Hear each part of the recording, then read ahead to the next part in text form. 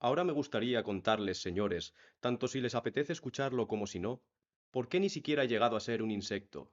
Les diré con toda solemnidad que muchas veces he deseado convertirme en un insecto, pero ni de eso he sido digno. Les juro, señores, que ser demasiado consciente es una enfermedad verdadera y plena.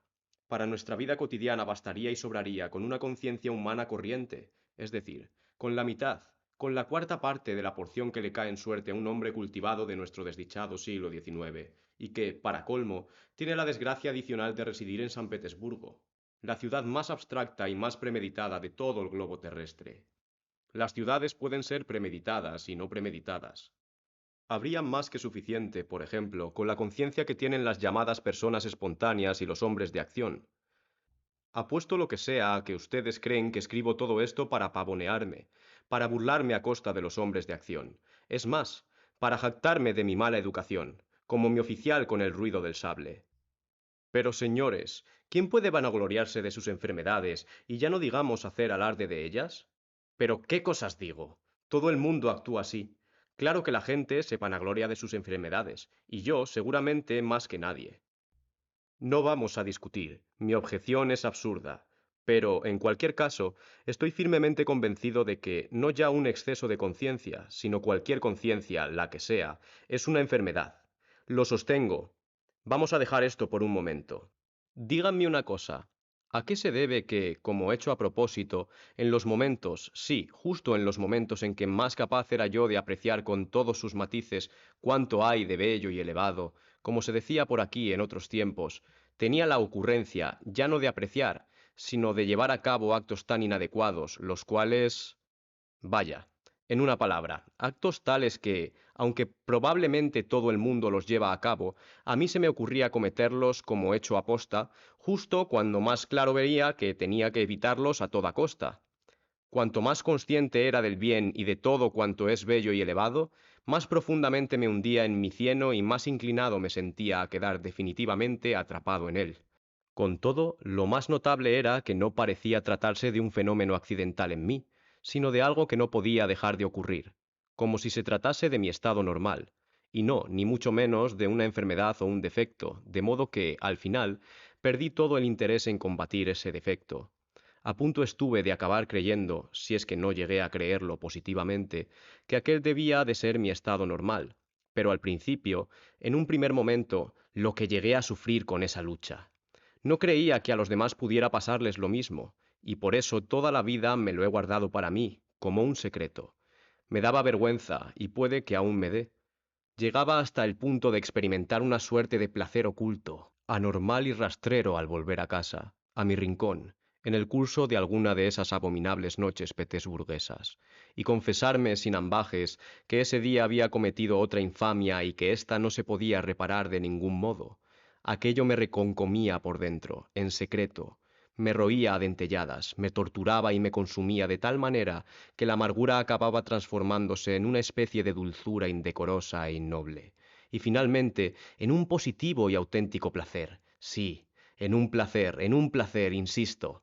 Si lo he mencionado ha sido porque aún sigo queriendo averiguar con certeza si otras personas experimentan los mismos placeres. Me explico. El placer, en este caso, se debía justamente a la conciencia tan clara que tenía de mi propia humillación, al sentimiento de haber llegado al límite, a la idea de que, por detestable que fuera aquello, no podía ser de otra manera, de que no había ninguna salida, de que jamás llegaría a ser otro hombre, de que incluso, aun contando todavía con el tiempo y la fe para transformarme en algo diferente, lo más seguro es que no quisiera transformarme, y aun suponiendo que quisiera, tampoco haría nada, porque, en realidad, probablemente no iba a tener en qué transformarme.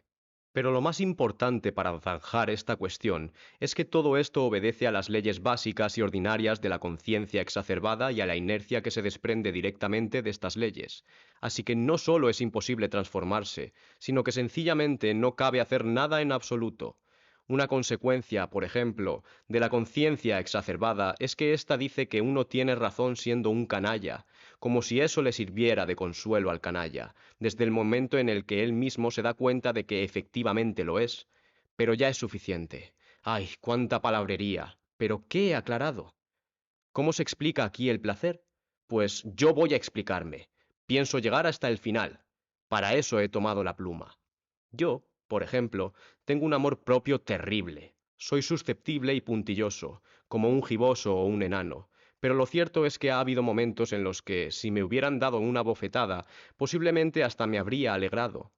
Hablo en serio. Seguramente habría sido capaz de encontrar también en eso una peculiar forma de placer. El placer de la desesperación, ¿se entiende?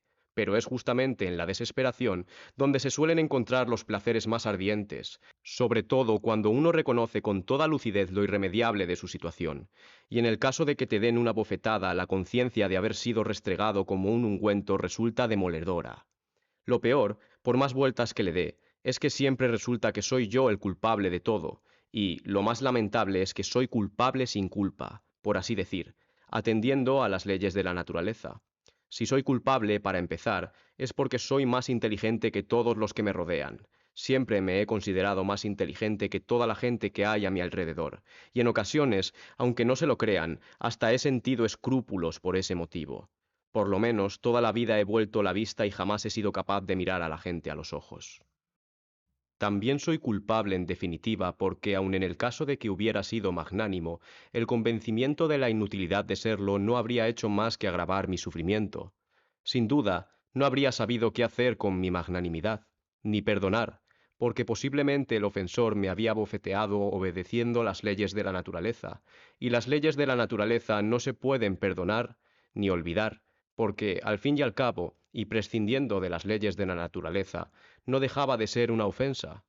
En fin, suponiendo que no hubiese querido mostrarme magnánimo, sino que, por el contrario, hubiese deseado vengar la ofensa, no habría podido vengarme de nada ni de nadie, pues muy probablemente no me habría decidido a hacer nada, aun pudiendo. ¿Por qué no me habría decidido? Sobre eso en concreto me gustaría decirles dos palabras.